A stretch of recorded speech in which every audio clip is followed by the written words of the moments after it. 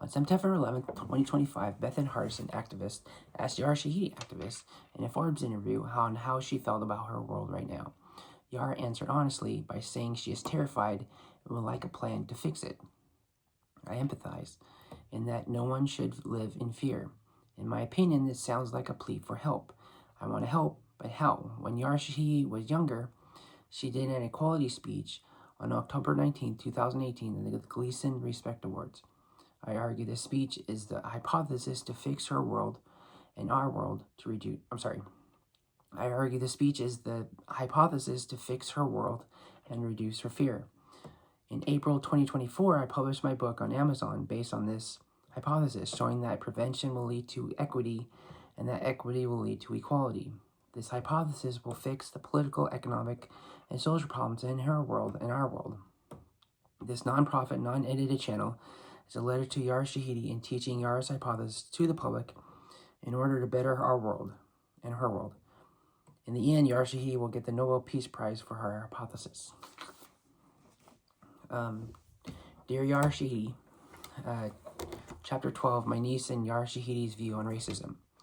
After reading what the experts said about racism from Chapter 10 in this book, The Constitution, my niece finally expressed her pessimism about the whole debacle on equality in text 2 years after our July 31st, 2019 conversation. She had never really fully explained why she felt this way, even in our 2-hour conversation on that day. She has given hints over the years about how she has put it. She has given hints over the years, but now she has put it into her own words. I'm really proud of her that she really finally opened up and explained how she saw the world through the history prism that she has learned in school. She is majoring in history at her college because Yara Shahidi loves history. I swear my niece is so obsessed with Yara that she is basing her whole life on what Yara Shahidi likes. I think my niece needs a Yara exorcism to get rid of Yara from her system. Sometimes it just becomes too much about Yara. I get Yara fatigued because my niece. I get Yara fatigued because of my niece. Again, no offense to Yara. Okay, sorry for venting about my niece being obsessed with Yara all the time. Anyways, I am really proud of my niece and her expressing herself. I thought it was really moving, so I put it into the paper. My niece gave me a text. You are so screwed. I told you it was impossible. This is what Yara has been promoting her entire teenage life, and you said you can. Unedited. My niece rubbed it in my face with a text. You are so screwed. I told you it was impossible. This is what Yara Shahidi has been promoting her entire teenage life, and you should. This is what Yara Shahidi has been promoting her entire teenage life, and you said you can do better than her. I don't think so. And now you have experts agreeing with what she is doing for your own research. How are you going to dig yourself out of this hole, Forrest Gump? With smugness in my text, this is what my response. This is as easy as you blaming everyone else but yourself for your expelled silent gas bombs of death that come from your backside. Let's recap what the experts said in solving racism. They said racism is a social problem. They also said that racism can be reduced by changing culture and developing a fair socioeconomic integrated society in order to build trust among everyone. No problemo. My niece texted back confused. How great, Yoda. Are you going to do this? This is what this paper is all about, my young Padawan, I interjected with my text. My niece, still confused and frustrated, said, there are too many cultures to change. This is what I know from history. There are 200 countries with their own culture. They think their culture is number one, and they don't want then they won't change it for anyone. Let's make it okay. They think their culture is number one, and they won't change it for anyone. Let's make it easier for you to follow along. Since you are out of your freaking mind right now. Each of the 200 countries have their own customs, religions, languages, and history that unites them and makes them unique to that country of origin. All these people are living happily here in Oregon with the freedom to celebrate their culture without any interference from anybody or government institution included. To make matters worse, Oregon has a population of 4 million people. This means that there are 4 million individualistic cultures unique to themselves as well. These people, again, will not change for you. So in your great wisdom of crap, you are going to change 4 million cultures. Yep, I texted laughing. My niece, getting more frustrated at me, texted back fiercely. First of all, you are not smarter than these experts, Forrest Gump. Next, there is no way you're going to change 4 million individualistic cultures that span 200 countries into a brand new one. These cultures have been going on for centuries, and some can be traced back thousands of years. I should know I'm studying them right now in my history classes. And lastly, Mr. Not Smooth, capitalism has never really been a fair economic system. Yes, we promote and pass laws to help it become fair, but the rich are still getting richer and the poor are still getting poorer. You can't change this even if you tried. Like Grandpa's t-shirts in the 1980s. I am beating the Joneses with more toys. And the guy who dies with the most toys wins. Socioeconomic fairness is a fantasy dreamed up by philosophers and movie writers. It doesn't exist in reality. My niece continued with her text. With so much division, we blame other humans for our problems, and then racism flourishes. It will never end, and there will be no integrated society of the future. I know Yara Shahidi is my representative for the bet, and if I knew her in real life, I would love her like a sister if she let me. But she is up against 10,000 years of civilizations, 10,000 years of civilizations taking advantage of each other. These civilizations slaughtered each other for each other's resources, and they grew into empires on the backs of the disadvantaged. With each empire, the disadvantaged were the hungry, the slave, the war-bound, the raped, the murdered, the sick, the lonely, the misinformed, and the taken advantage of. And where death came first for, while fat cats or rulers who declare themselves gods in some cases, showed no mercy, no remorse, no empathy, no sympathy, and no compassion whatsoever toward these people. This was all orchestrated, usually by one person or a handful of people, to make themselves richer with more land, more riches, more trinkets, sometimes more concubines, and worst of all, more power. These rulers were never satisfied and sometimes became obsessed with wanting more and more. Some rulers were so obsessed that they built monuments, buildings, and statues so big that they would reach the heavens and last as long as time itself. My niece again continued with her text. I know this is just a generalization, but open up any history book to any time period and you can study the same thing I have been doing. I can say with certainty that nothing has changed. People today who are in business and who are rulers of their countries are still striving for power and legacy, just like the kings, queens, emperors, sultans, or just generalized rulers of the past. These people are the one percenters, and they rarely or ever give a damn about the 99% of the regular people. My niece again continued with her text. This type of thinking is too ingrained in us, and we can't change.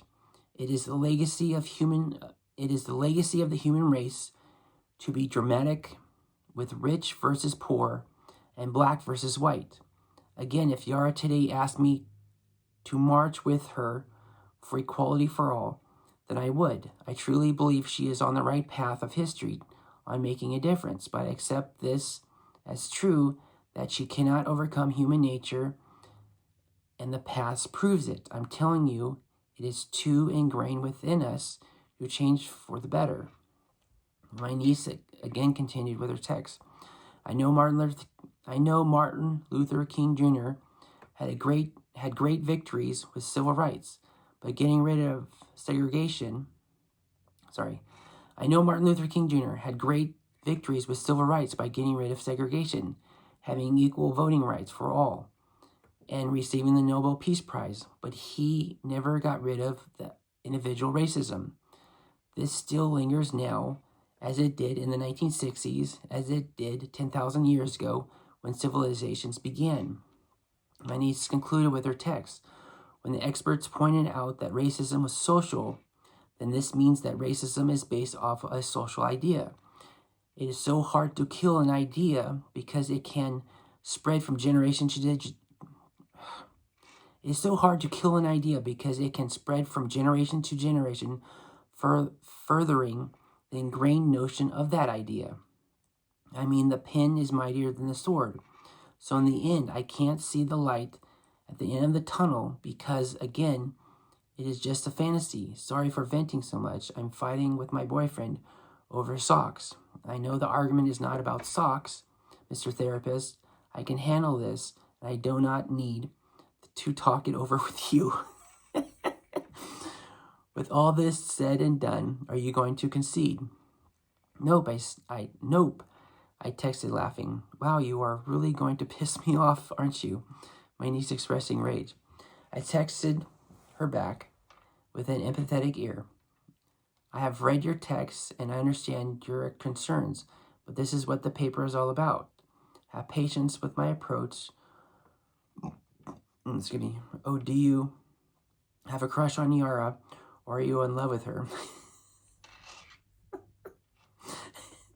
You're such an ass, my niece frustratingly texted back.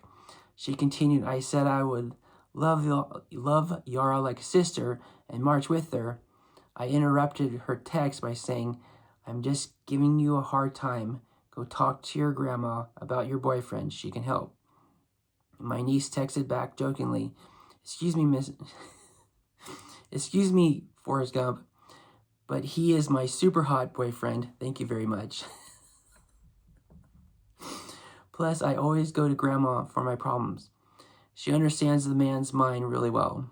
I gave my last text. I'm a man, and I know a man's mind, thank you. Well, sorry about your frustration with your ordinary boyfriend. Just keep reading the paper, and you will see how it turns out. I will give you a hint. You're going to be cooking me steak, and I'll be laughing. Or I am putting this conversation in this paper. My niece, in a better mood, texted, I need to know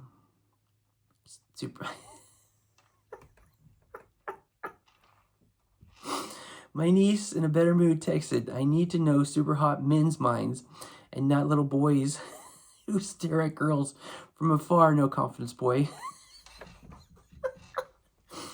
Thank you for your concern about my super hot boyfriend. The day my boyfriend is ordinary is the day you win the bet. Always remember, I am better than you. And good luck with your paper. Also, I give you permission to use this conversation without bribery. I do miss getting free movie passes, though.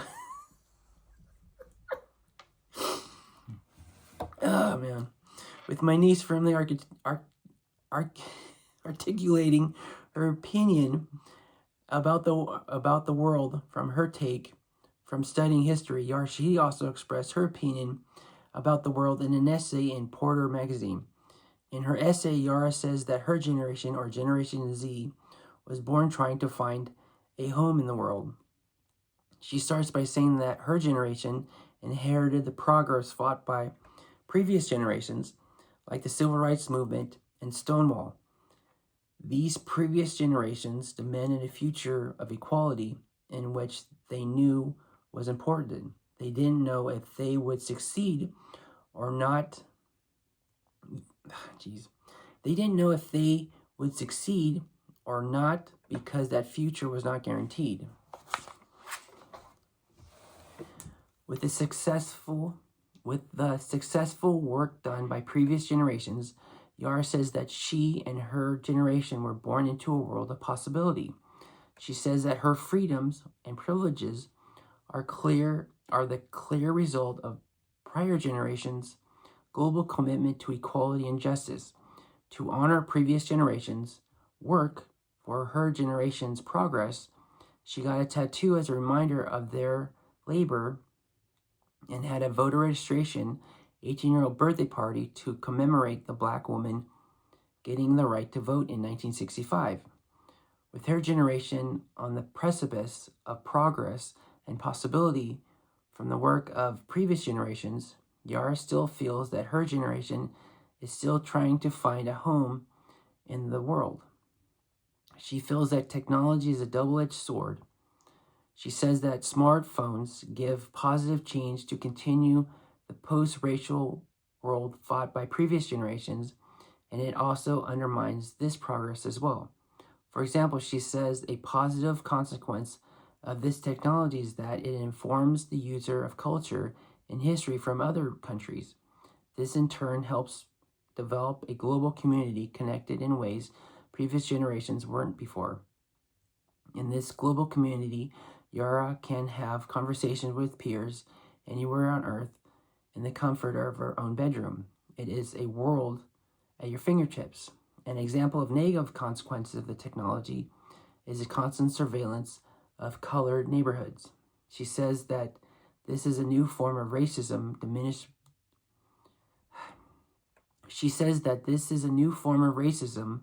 that diminishes the global commitment of prior generations to equality and justice. This technology gives new power to oppressive governments and unchecked police forces around the country to discriminate against her generation and future generations to come. With this new technology, racism is building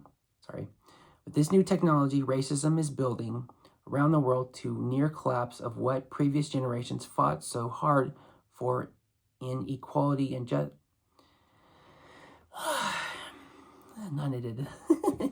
With this new technology, racism is building around the world to near collapse of what previous generations fought so hard for in equality and justice. Because of this, she feels that her generation is still trying to find a home in the world. At the end of Yara's essay, she explains she has no idea on how Generation Z will bring back the global commitment of equality and justice of prior generations. What she does say is that she is looking forward to the combined voices of the global community of Generation Z in building a home where racism is a thing of the past. She concludes her essay by saying that a home is a place where celebrating individuality is necessary, and projects dedicated to equity for each human is crucial. When a home is built on a foundation of inclusivity, everyone wins. As you can see, racism is a deterrent in the minds of these two very smart women. I wanted everyone to finally get an idea from their own words on how these two see the world, instead of me explaining it. Now everyone can see that they are both actual people with genuine concerns and real passions on how this world affects them. So, ich ni san shi go, kuju, konnichiwa, lalun, wiwi. Hola, buenos dias, adios. We all win together, you know.